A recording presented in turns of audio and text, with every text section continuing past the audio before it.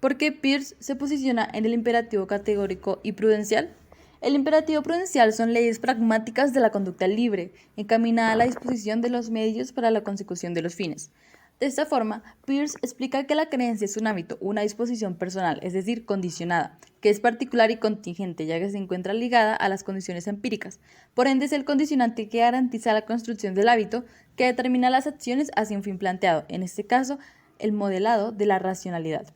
El imperativo categórico, por el contrario, se convierte en un mandato impuesto, incondicionado, sobre el cual se establecen universales que no recurren a la experiencia para ser comprobados. Desde el imperativo categórico se expresan las incapacidades del conocimiento propuestas por Peirce que finalmente determinarán el conocimiento como creencia. ¿Por qué Peirce? ¿Por qué y cómo en semiótica aparecen las terceridades? ¿Cómo se producen?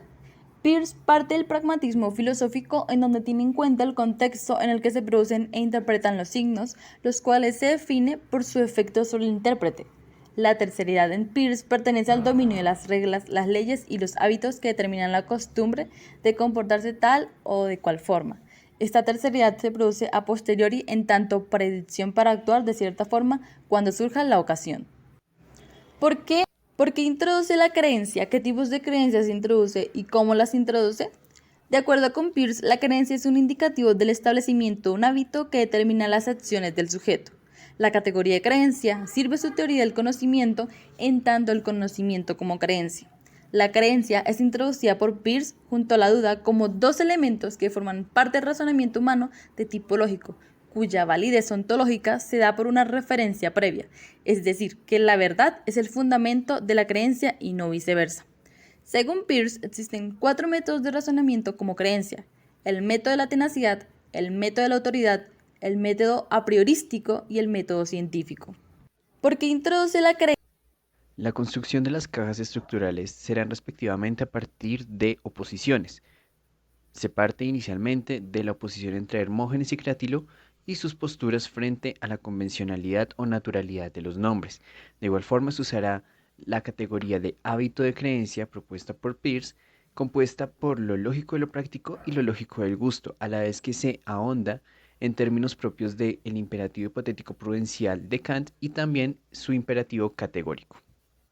La construcción Ambas posturas, en tanto creencia, ayudan a modelar la racionalidad de un espacio o un marco sociohistórico específico, es decir, se encuentran condicionados. Sin embargo, en el proceso de fortalecimiento pueden llegar a un carácter universal. Esto lo que nos indica es que la verdad va a ser entendida en términos útiles y benéficos a las contingencias de la vida. En resumen, se podría decir que esta tiene un carácter pragmático y utilitarista.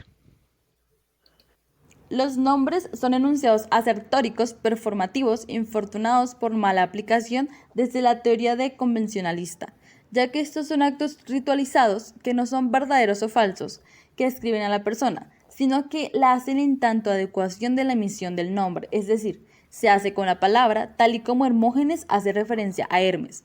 Es por ello que si Juan es misericordioso, será afortunado, pero si no lo es, será infortunado por una mala aplicación del nombre por parte de la convención al no respetar su naturaleza.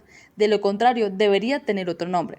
Desde la teoría naturalista de Crátilo, los nombres serían enunciados asertóricos constatativos, lo cual implicaría que todos aquellos llamados Juan serían sí o sí misericordiosos. De no serlo, la escogencia del nombre es falsa y por convención.